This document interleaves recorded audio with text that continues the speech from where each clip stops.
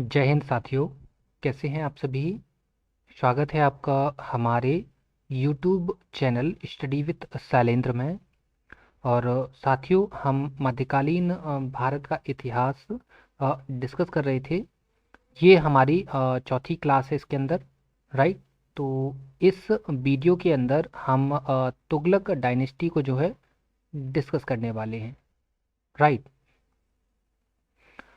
अब देखिए साथियों, तुगलक डायनेस्टी के अंदर आपको जो है वो तीन रूलर जो हैं वो इम्पोर्टेंट हैं आपके लिए। कौन कौन से हैं? गयासुद्दीन तुगलक, मोहम्मद बिन तुगलक और फिरोज शाह तुगलक, राइट। आपको ये तीन जो रूलर्स हैं इनको याद करना है, राइट। यही आपके लिए इम्पोर्टेंट है।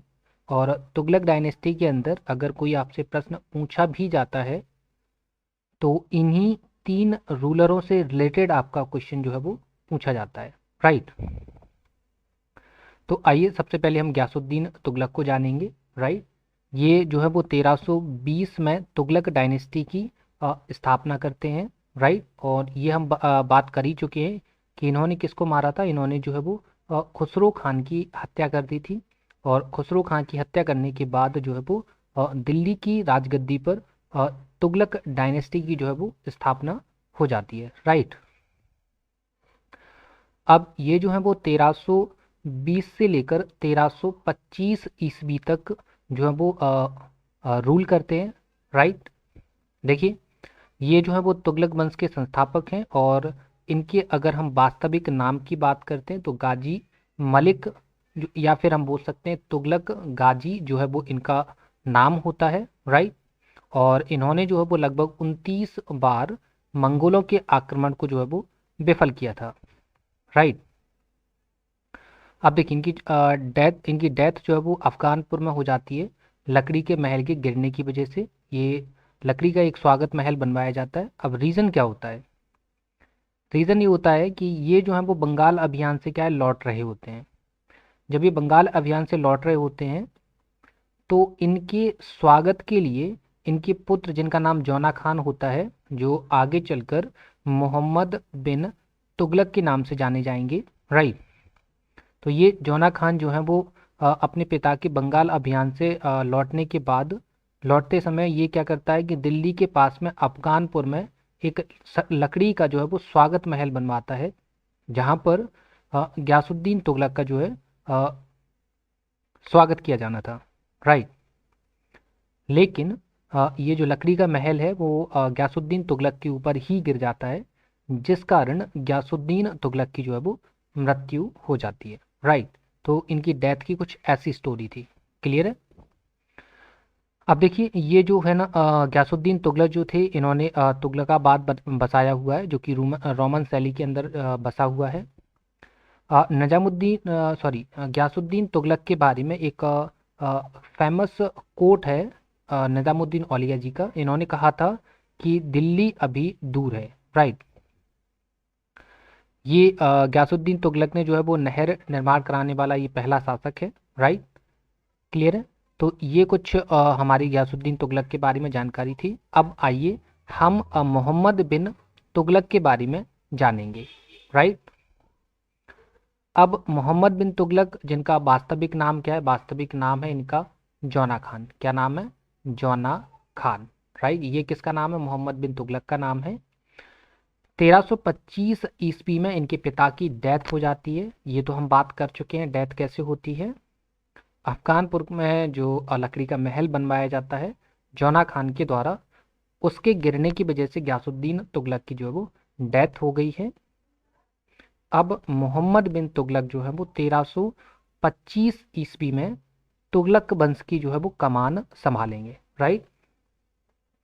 कब तक राजा रहेंगे? ये 1351 ईस्वी तक राजा रहेंगे। क्लियर है? अब देखिए, 1325 में ये जो है वो दिल्ली की गद्दी पर बैठ जाते हैं, राइट। और ये तो हम बात कर ही चुके हैं कि इनका वास्तविक नाम जो है वो जौना खान होता है। बाद में ये मोहम्मद बिन तुगलक के नाम से दिल्ली की गद्दी को जो है वो संभालते हैं। इसके बारे में सबसे इम्पोर्टेंट बात ये है कि ये दिल्ली के सभी सुल्तानों में जो है वो पढ़ा लिखा और शिक्षित विद्वान शासक होता है। लेकिन मोहम्मद बिन तुगलक इतिहास में बदनाम है। उसके बदनाम होने का रीज़न ये है कि एक सनकी राजा था, राइट। शिक्षित था, विद्वान था और काफ़ी टैलेंटेड शासक था। लेकिन इन सब के बावजूद भी इसकी सनक की वजह से इसको जो है वो अलग अलग लोगों ने अलग अलग संज्ञाएं दी हैं। क्या क्या बोला गया है? इसको बोला गया है अंतर विरोधों का विस्मयकारी मिश्रण, इसको बोला गया है रक्त का प्यासा, इसको बोला गया है परोपकारी, राइट। ऐसे करके अलग अलग संज्ञाएं दी गई हैं। हाँ, अगर हम इनके शिक्षक की बात करें मोहम्मद बिन तुगलक की, तो शिक्षक का नाम मौलाना गयासुद्दीन था। और जब ये राजगद्दी पर बैठता है मोहम्मद बिन तुगलक, तो ये कुतुलुग खान के नाम से अपने को उपाधि देता है, ठीक है। इसका एक चचेरा भाई भी होता है, फिरोज शाह तुगलक, ठीक है। इसको नायाब ए बारबक का ये पद भी दे देता है। मोहम्मद बिन तुगलक का जो साम्राज्य होता है, जैसे हमने इक्ता नाम दिया था, जो कि इल्तुतमिश ने इस वर्ड को इजाद किया था, इक्ता को, ठीक है। ये जो इसका जो साम्राज्य है वो 23 इक्ताओं में विभाजित था, ठीक है। इक्ता को हम प्रांत भी बोला करते हैं, बताया था आपको इल्तुतमिश के टाइम पे, ठीक है। और इसकी एक योजना थी जिसके तहत ये दिल्ली से अपनी राजधानी को जो है वो ट्रांसफर करता है, कहाँ के लिए? देवगिरी के लिए, ठीक है। इसकी काफ़ी लंबी स्टोरी भी है, लेकिन अभी हम स्टोरी डिस्कस नहीं करेंगे, ठीक है। कभी जब हम और ज़्यादा ब्रीफ में चीज़ों को डिस्कस कर रहे होंगे, वहाँ पर इसको डिस्कस करेंगे, राइट। अभी अपनी राजधानी दिल्ली से देवगिरी ले गया है, लेकिन वहाँ पर ये अपनी राजधानी जो है वो नहीं चला पाता है, जिस कारण इसको बाद में देवगिरी से अपनी राजधानी जो है वो दिल्ली वापस लेकर आनी पड़ती है, राइट। लेकिन जब ये दिल्ली से अपनी राजधानी देवगिरी लेकर लेकर जाता है, तो उस देवगिरी स्थान का नाम जो है वो दौलताबाद रखा जाता है, राइट। हाँ, ये आपको इम्पोर्टेंट है, ये आपका आपके लिए काफ़ी ज़्यादा फेमस वो और पॉपुलर कोट है, जो कि आपके एग्ज़ाम में जो है वो पूछा जाता है। क्या है कि 1333 ईस्वी में एक यात्री है, जिसका ये जो है मोरक्को से आते हैं, ठीक है। मोरक्को यात्री है जिसका नाम इब्न बतूता है। ये इब्न बतूता जो है वो मोहम्मद बिन तुगलक के शासनकाल में भारत आता है। और भारत आने के बाद ये अपना यात्रा वृतांत लिखता है। क्या लिखता है? अपना अपना यात्रा वृतांत लिखता है। और ये यात्रा वृतांत जो है ना साथियों, ये किताब उल रहला के नाम से प्रसिद्ध है, ठीक है। इट मीन्स हम कह सकते हैं कि इब्न बतूता ने अपना यात्रा वृतांत एक किताब में लिखा और उस किताब का नाम किताब उल रहला रखा, राइट। मोहम्मद बिन तुगलक की अभी बताया था कि सनक भरी योजनाएं थी, जिसके कारण ये इतिहास में जो है वो काफ़ी ज़्यादा बदनाम है। योजनाएं कौन कौन सी हैं? ये हैं कि इसने जो है वो दोआब कर में वृद्धि कर दी थी। इसने, अभी हम देख ही चुके हैं कि इसने अपनी राजधानी दिल्ली से देवगिरी ले गया, बाद में देवगिरी से राजधानी दिल्ली लेकर आया। इसने सांकेतिक मुद्राएं जारी करी, ठीक है। इसने खुरासान पर आक्रमण करने की सोची। खुरासान पर आक्रमण करने के लिए इसने अपनी सेना को एडवांस में वेतन दे दिया। अब सेना वेतन भी खा गई और ये युद्ध भी हार गया, राइट। इसने काराचल पर भी अटैक करने की सोची, लेकिन वहां से भी विफल हो जाता है। हाँ, लेकिन ये थोड़ा सा परोपकारी भी राजा था। परोपकारी होने का रीज़न ये है कि ये जो है वो सभी धर्मों में समान भावना रखता था। ये हिंदुओं के त्यौहार भी मनाता था। और हिंदुओं का विशेषतः एक त्यौहार जो कि होली होता है, ये होली में ज़्यादातर पार्टिसिपेट करता था, राइट। ये प्रश्न भी आपके एग्जाम में बहुत ज़्यादा पूछा जाता है कि हिंदुओं के त्योहारों विशेषकर होली में भाग लेने वाला दिल्ली सल्तनत का राजा कौन था? तो आंसर मोहम्मद बिन तुगलक हो जाता है, राइट। इसकी मृत्यु कैसे होती है? इसकी मृत्यु होती है जब ये सिंध पर अटैक करने के लिए जाता है, तो रास्ते में ये जगह पड़ती है थट्टा, वहाँ पर ये बीमार हो जाता है और बीमार हो जाने के बाद इसकी डेथ हो जाती है, राइट। अब देखिए, जब इसकी डेथ हो जाती है तो एक विद्वान है जिनका नाम है बदायूनी, ठीक है। बदायूनी मोहम्मद बिन तुगलक के बारे में कहते हैं कि सुल्तान को उसकी प्रजा से और प्रजा को अपने सुल्तान से जो है वो मुक्ति मिल गई है, राइट। देखिए इब्न बतूता जब भारत आता है इल्तुतमिश के टाइम पे आता है, और उसने एक किताब भी लिखी, अपना यात्रा वृत्तांत भी लिखा है इब्न बतूता के नाम से, सॉरी किताब उल रहला के नाम से, राइट। तो इब्न बतूता को मोहम्मद बिन तुगलक जो है वो काजी का पद देता है। कौन सा देता है?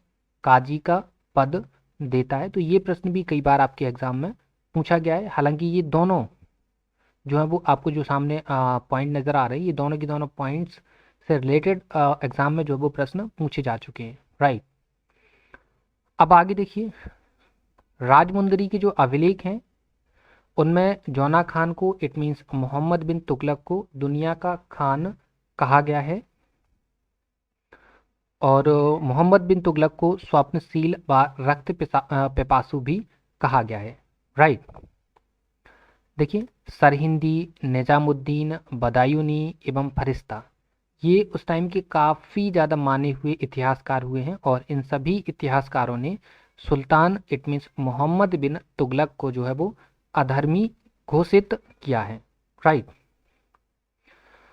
और ये तो हम बात ही कर चुके हैं कि मोहम्मद बिन तुगलक दिल्ली के सुल्तानों में सबसे ज़्यादा पढ़ा लिखा होता है।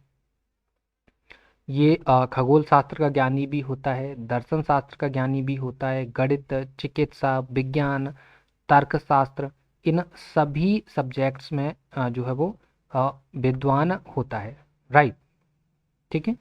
देखिए अब ये देखिए आगे, सर्वप्रथम क्या है कि मोहम्मद बिन तुगलक ने बिना भेदभाव के जो है योग्यता के आधार पर पदों का आवंटन किया था, और दीवान ए अमीर को ही नाम से कृषि विभाग भी इसने बनाया हुआ था, राइट। ये किसानों की मदद के लिए था। इसके अलावा इसका सबसे ज़्यादा विवादित प्रश्न जो है वो चमड़े के सिक्कों का प्रचलन है, ठीक है। कई बार क्वेश्चन जो है वो ये बताया जाता है कि चमड़े के सिक्के का प्रचलन जो है वो हुमायूं ने करवाया था। कई बार बोला जाता है चमड़े के सिक्कों का प्रचलन जो है वो मोहम्मद बिन तुगलक ने करवाया था, राइट। तो इस प्रश्न को जो है वो आप अच्छे से नोट कर लीजिएगा कि चमड़े के सिक्कों का जो प्रचलन है वो मोहम्मद बिन तुगलक ने करवाया था, राइट। इसके बारे में काफ़ी अलग अलग स्टोरीज हैं, स्टोरीज के बारे में हम डिस्कस नहीं करेंगे, क्योंकि हम यहाँ पर वीडियो लंबा नहीं करना चाहेंगे, क्योंकि ऑलरेडी काफ़ी ज़्यादा फैक्ट होने की वजह से ये वीडियो जो है वो 20 मिनट के समथिंग तो पहुँच ही जाएगा, ठीक है। तो चमड़े के सिक्कों का प्रचलन जो है वो मोहम्मद बिन तुगलक ने करवाया था, ये बात आप ध्यान से नोट करेंगे, राइट। आइए देखिए, अब हम फिरोज शाह तुगलक की बात करेंगे। तो फिरोज शाह तुगलक मोहम्मद बिन तुगलक की मृत्यु हो जाने के बाद इट मीन्स 1351 ईस्वी में राजा बनता है। लेकिन इसका सबसे पहले जो राज्य अभिषेक होता है ना, वो कहाँ पर होता है? इसका राज्य अभिषेक, राज्य अभिषेक सबसे पहले कहाँ होता है? जहाँ पर मोहम्मद बिन तुगलक की क्या होती है? डेथ होती है, और डेथ कहाँ पर होती है? ठट्टा में, राइट। तो यहाँ पर सबसे पहले फिरोज शाह तुगलक का जो है वो राज्य अभिषेक हो जाएगा। लेकिन उसके बाद सेकेंडली इसका जो राज्य अभिषेक होगा वो कहाँ पर होगा? फर्स्ट यहाँ पर होता है, सेकेंड कहाँ पर होगा? फिर जब ये दिल्ली वापस आता है तो दिल्ली में भी इसका जो है वो राज्य अभिषेक होता है, राइट। देखिए 1351 में ये गद्दी पर बैठ जाता है। राज्याभिषेक सबसे पहले ठट्टा में होगा और बाद में दिल्ली में होगा, राइट। इसने फिरोज शाह तुगलक ने जो है वो उड़ीसा के जगन्नाथ मंदिर को फिरोज शाह तुगलक ने जो है, ठीक है, उड़ीसा के जगन्नाथ मंदिर को फिरोज शाह तुगलक ने 1360 में जो है वो ध्वस्त कर दिया। इसके अलावा इसने ज्वालामुखी मंदिर को भी ध्वस्त किया 1361 में, राइट। और फिर इसने जो है वो लगभग 24 प्रकार की जो है वो कर, या हम बोल सकते हैं टैक्सेस को समाप्त कर दिया। लेकिन 4 प्रकार के टैक्सेस जो है वो अभी भी जारी रहे। कौन कौन से रहे? जजिया, जकात, खम्स और खराज, राइट। जिसमें से जो जजिया कर होता था, ये जजिया कर जो है वो गैर मुसलमानों से लिया जाता था, ठीक है। किससे लिया जाता था? गैर मुसलमानों से, या आप बोल सकते हैं ब्राह्मणों से जो टैक्स लिया जाता था वो कौन सा होता था? जजिया, राइट। उलेमाओं के आदेश पर फिरोज शाह तुगलक ने सिंचाई सिंचाई टैक्स स्टार्ट किया। ठीक है, सिंचाई का नाम से एक नया जो टैक्स है वो भी इसने स्टार्ट कर दिया। सिंचाई के लिए इसने 5 लंबी नहरों का निर्माण भी करवाया था। और ये तो हम डिस्कस कर ही चुके हैं कि सबसे पहले नहरों का निर्माण जो है वो किसने करवाया था, गयासुद्दीन तुगलक ने करवाया था। और यहाँ पर फिरोज शाह तुगलक जो है वो 5 नई लंबी नहरों का निर्माण जो है वो करवा देते हैं, राइट। इसने लगभग 300 नए शहर भी बसाए, जिनमें कुछ जो फेमस शहर हैं वो फिरोजाबाद है, हिसार है, फतेहाबाद है। ये जो जौनपुर शहर है ना, ये जौनपुर शहर, ये जो शहर है वो मोहम्मद बिन तुगलक की याद में जो है वो इसने बसाया था, राइट। फिरोजपुर है, ये जो प्रमुख शहर है ये भी किसने बसाए थे, फिरोज शाह तुगलक ने, राइट। चलिए देखिए, इसने एक रोजगार दफ्तर भी खुलवाया था। और इसने दीवाने खैरात नाम से एक विभाग की स्थापना करी थी। इस विभाग का मेन काम होता था जो कि विधवा हैं या फिर जो गरीब लोग हैं, ठीक है, इन लोगों की क्या करना, मदद करना। इसके लिए दीवान ए खैरात नाम से एक विभाग जो है वो फिरोज शाह तुगलक जो है बनवाते हैं, राइट। अब देखिए इसने दासों के लिए जो है वो एक नया बोल सकते हैं क्या, विभाग, जिसको हम बोलते हैं दीवान ए बंदगान। तो दीवान ए बंदगान जो है वो इसने बनवाया था। ये एक विभाग था किसके लिए, दासों की मदद के लिए एक विभाग था। कहा जाता है कि फिरोज शाह तुगलक के टाइम पे दासों की संख्या बहुत ही ज़्यादा हुआ करती थी, ठीक है। क्वेश्चन नंबर 13 की बात करें तो ये तो हम बात कर ही चुके हैं नेक्स्ट पॉइंट पे, कि ब्राह्मणों पर जो है वो जजिया कर लगाने वाला पहला शासक कौन है, फिरोज शाह तुगलक, राइट। इसने अपनी आत्मकथा भी है वो भी लिखी है, फतूहात ए फिरोज शाही के नाम से, राइट। और इसने, हमने देखा था कि इसने जगन्नाथ मंदिर और ज्वालामुखी मंदिर, इन दोनों को जो है वो ध्वस्त किया था। तो यहाँ से कुछ ग्रंथों को इसने लूटा और उन ग्रंथों को लूटने के बाद उनका फारसी में अनुवाद भी करवाया। वो जो अनुवाद है वो तलायते फिरोज शाही के नाम से फेमस है, राइट। इसने सिक्के भी चलवाए हैं अद्दा और बिक्की के नाम से। इसके अलावा इसने दारुल सफ़ा नाम से एक अस्पताल भी खुलवाया था, राइट। इसके अलावा इसने सरकारी पदों को जो है वो वंशानुगत बना दिया था। इसकी डेथ हो जाती है 1388 में। और इस वंश का अंतिम शासक जो है वो नासरुद्दीन महमूद होता है। कौन होता है, नासरुद्दीन महमूद। ये जो है साथियों, ये 1412 से 1414 तक शासन करता है, राइट। तो ये हमारा आज का टॉपिक था, ठीक है, जो उम्मीद करते हैं आपको समझ में आया होगा, राइट। और साथियों, अगर आपको वीडियो पसंद आती है, वीडियो अच्छी लगती है, तो वीडियो को लाइक ज़रूर करिएगा, क्योंकि आपका थोड़ा सा भी कंट्रीब्यूट हमारे लिए काफ़ी ज़्यादा इम्पोर्टेंट है, राइट। ये आपके लिए कुछ नहीं है लेकिन हमारे लिए काफ़ी ज़्यादा मोटिवेशन देगा, राइट। इसलिए वीडियो को लाइक ज़रूर करिएगा, वीडियो को शेयर करिएगा, ठीक है। चैनल पर नए हैं, चैनल को सब्सक्राइब जरूर कर लेना है, ठीक है। तो और आपको एक और चीज़ बता दें, इस सेशन की आपको पीडीएफ भी मिल जाएगी।